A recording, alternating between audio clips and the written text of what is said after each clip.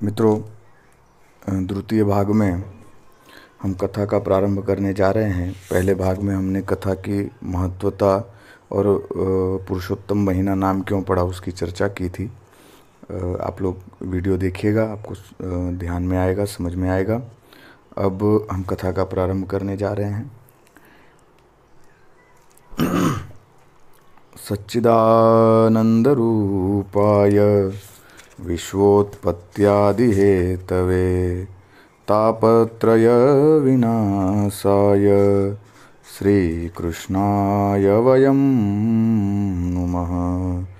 वन्दे नवघनश्यामं द्विभुजं मुरलीधरं पीताम्बरधरं देवं सराधं पुरुषोत्तमं। नौमि नवघनश्यामं पीतवाससमुच्युतं श्रीमत्समस्त्रितोरस्कं राधिकासहितं हरिं। श्री कृष्णाय नमो नमः। महाराज, बहुत समय पहले की बात है, पूर्व नैमिषारण्य नाम के तीर्थ में अपना ज्ञान यज्ञ करने की इच्छा से देवल, पैल, रथितरैभ्य, शक्ति, बौधायन, कणाद, जैमिन, सरमित्र, पृथुश्रवा, आशित इत्यादि अनेक मुनि इकट्ठा हुए। वह तो आए ही थे, साथ में अपने अपने शिष्यों के साथ आए थे। सभी ब्रह्म में स्थित थे, ब्रह्म की स्थिति को पा चुके थे, तत्वों को जानने वाले लोग थे। उनको सांसारिक बातों से कुछ लेना देना नहीं था। उनको तो मात्र भगवान की रसमय कथा और जगत कल्याण से ही काम था। तो कथा व्यथा हरती है, जगत का कल्याण करने का मूल स्रोत है। सत्संग व्यक्ति को जीवन के कठिनाइयों से उबारने का कार्य करता है। इसलिए वह सब सत्संग रूपी महायज्ञ, ज्ञान यज्ञ करने के लिए नैमिषारण्य तीर्थ में इकट्ठा हुए। कहते हैं महाराज, उस समय नैमिषारण्य में यज्ञ की तैयारियां चल रही थीं, कथा की तैयारी चल रही थी। ऐसे समय में महाज्ञानी महर्षि व्यास मुनि भी अपने शिष्यों के साथ पुरानी श्रुत को लेकर के तीर्थयात्रा के निमित्त पृथ्वी पर घूमते घूमते नैमिषारण्य में पहुँचे और उन्होंने सभी मुनियों का दर्शन किया। सभी मुनि भी उनको देख करके बहुत हर्षित हो गए। कहते हैं महाराज, सब ओम नमो भगवते वासुदेव का रटन करते हुए एक दूसरे से मिले। सभी शास्त्रों के अर्थ और सार को जानने वाले भगवान वेदव्यास जी कहते हैं अत्यंत निष्प्रही और अपने परम शिष्य सुत को वहाँ आया हुआ देख करके, सुत को साथ में आया हुआ देख करके सभी खड़े हो गए और हाथ जोड़ करके व्यास ऋषि और सुत जी महाराज जी को प्रणाम करने लगे। सभी ओम नमो नारायण, ओम नमो भगवते वासुदेवाय ऐसा बोलते हुए एक दूसरे से मंत्रमुग्ध होकर के गले मिलने लगे। सभी ऋषि बोले, हे भाग्यशाली सुत जी, बहुत लंबे समय के बाद आप मिले हो और हम तो आपके बिना यहाँ पे बहुत अधीर हो गए थे, क्योंकि सबसे बड़ा स्नेही वही है जो हमको कथा का दान करे, भगवान की कथाओं को सुनाए। और आप जब से तीर्थ यात्रा पे गए हो, यह नैमिषारण्य सुना सुना लग रहा है।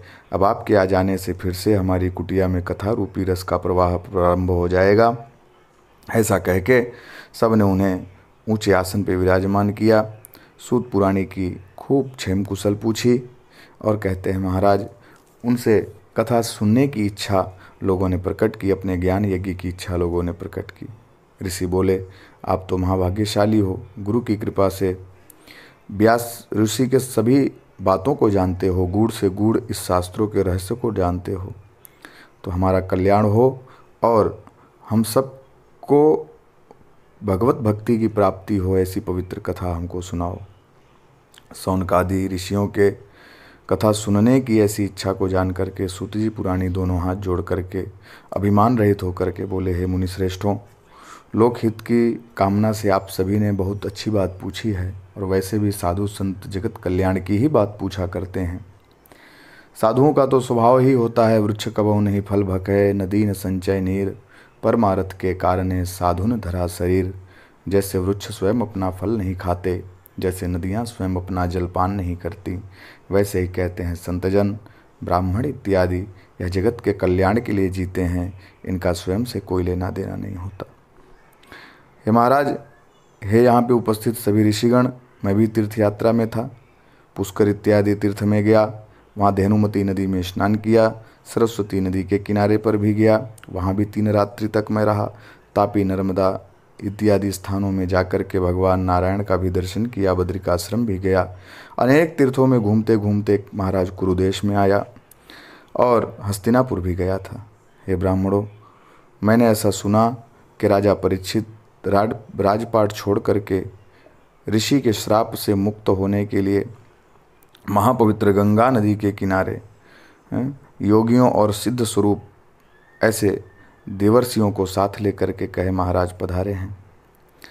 वहाँ तो कहते हैं महाराज सभी प्रकार के, जब पता चला कि परीक्षित राजा की मृत्यु सन्निकट आ गई है और वह गंगा किनारे अनशन लेकर के बैठे हुए हैं, उनसे मिलने के लिए सभी देवतागण, सभी ऋषि मुनि कहते हैं महाराज पहुँचे हैं।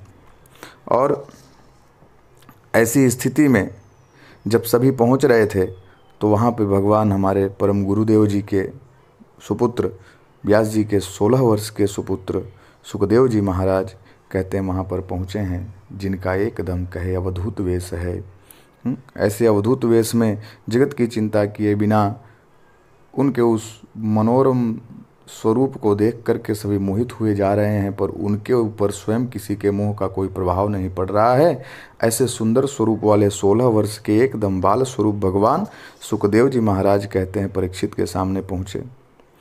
उनको देख करके कहते हैं महाराज सभी खड़े हो गए और सभी ने बड़े आदर भाव से उनको आसन दिया है और कहते हैं महाराज भगवान व्यासपुत्र सुखदेव जी के लिए ऊंचा आसन विराजमान किया गया है, क्योंकि वह परम भागवत हैं, जन्म से साक्षर हैं और सभी प्रकार के भगवदीय तत्वों को जानने वाले हैं। सभी मुनि उन बाल स्वरूप भगवान सुखदेव जी को देख करके परम मोहित हुए जा रहे हैं। सब इकट्ठा हुए सुखदेव जी को ऊंचे आसन पर बिठाए हैं और वहाँ बैठकर ब्राह्मणों ने उनकी पूजा करी है। भगवान जब कहते हैं कि वेदव्यास जी के सुपुत्र सुखदेव जी महाराज जब स्वस्थ हो गए तब कहते हैं महाराज सभी ऋषि मुनियों ने उनसे पूछा कि महाराज आप यहाँ पर पधारे हैं तो अपने श्रीमुख से हमें कुछ भगवत चर्चा, कुछ भगवत कथा सुनाइए, जिससे हमारे जीवन का उद्धार हो। कहते हैं महाराज इस प्रकार से यह पुरुषोत्तम मास की कथा का सुखदेव आगमन वर्णन नाम प्रथम अध्याय पूरा हुआ। अब इसके महात्म्य की कथा भी मैं आपको सुना दे रहा हूँ, जिसको ध्यानपूर्वक सुनिएगा। इसकी आज पहले दिन की प्रतिपदा की पहली कथा वह इस प्रकार से आती है कि भारतवर्ष में एक पुण्यशिला नदी के किनारे गंगानगर नाम का एक गांव था। वहाँ एक वृद्ध औरत रहती थी। उस वृद्धा के 2 पुत्र थे, पति नहीं थे। फिर भी नियत संयम से जीवन यापन करते हुए उसने अपने दोनों बच्चों का पालन किया और उनके युवावस्था प्राप्त होने पर उनका विवाह कर दिया। उनकी बड़ी बहू बहुत अभिमानी और धनवान कुल की थी। विवाह के बाद ही उसका सास की सेवा में मन नहीं लगता था। वह अपने पति के साथ अलग रहना चाहती थी। जब वृद्धा ने छोटे बालक का भी विवाह हो गया तब बड़ी बहू देवरानी के आने के बाद अलग हो जाने का निर्णय की और अलग हो गई। छोटी बहू गरीब घर से थी। उसने सभी पारिवारिक संकट झेले थे तथा भोले स्वभाव की और सेवाभावी थी। उसका भोलापन देखकर छोटी बहू के साथ उस वृद्धा ने रहने का निर्णय किया। अब उस वृद्धा का छोटा लड़का, बहू और वह बूढ़ी औरत साथ रहने लगे। जो भगवान के दया से प्राप्त हो जाता उसी में संतोष मानते हुए जप तप करते हुए प्रभु भजन करते हुए जीवन यापन करने लगे। ऐसे ही जीवन यापन करते हुए जब पुरुषोत्तम मास आया, पुरुषोत्तम महीना आया, उस वृद्धा ने कहीं से पुरुषोत्तम महीने का महात्म्य सुन रखा था, इसलिए उसने छोटी बहू और उस वृद्धा ने पूरे महीने व्रत करने का निर्णय किया। छोटी बहू का मन हुआ कि इस पुण्य कार्य में मेरा पूरा परिवार साथ हो तो कितना सुंदर हो, कितना अच्छा हो। जो व्रत मैं कर रही हूँ वह यदि मेरी जेठानी भी करे तो कितना अच्छा हो। तो वह जेठानी के पास जाकर के सारी बात बताती है, पर व्रत और भगवान का नाम सुनते ही बड़ी बहू भड़क जाती है और अपनी देवरानी को बोलती है, जा बहन तू यहाँ से आ। और ये तो सब ब्राह्मणों के चोचले हैं। वो अपना घर भरने के लिए पुण्य का लालच दे करके हर महीने कोई न कोई व्रत उपवास बताते रहते हैं। तो मैं उन ब्राह्मणों के बहकावे में आने वाली नहीं हूँ और फालतू का व्रत उपवास करने का मेरे पास समय भी नहीं है।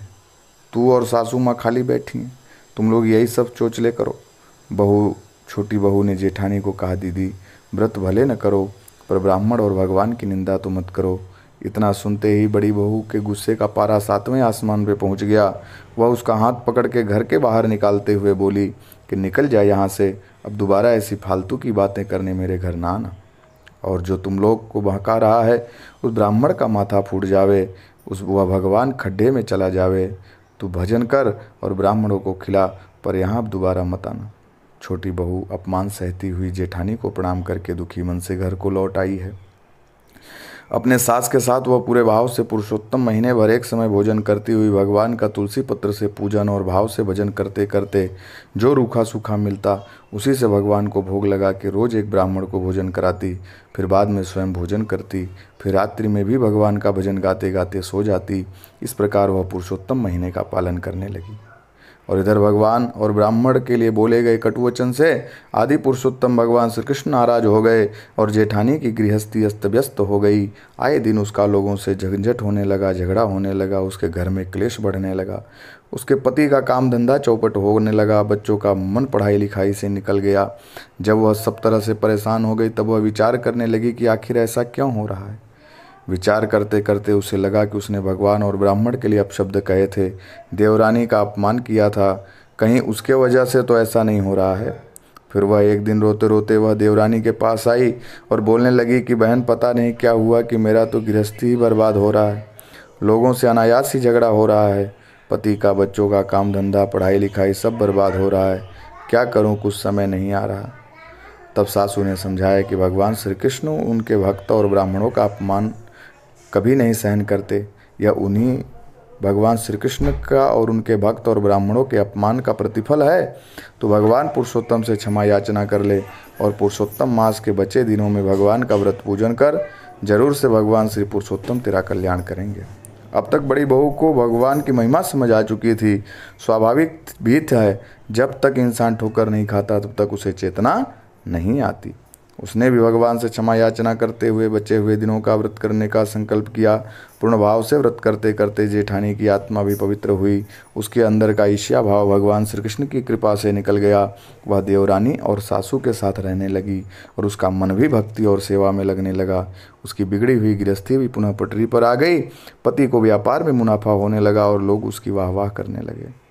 यह सब देखकर उसने आदि पुरुषोत्तम भगवान श्री कृष्ण का खूब आभार माना और पुरुषोत्तम महीने के अंतिम दिन रोज एक के हिसाब से 30 ब्राह्मणों को भोजन करा के व्रत की पूर्णता की।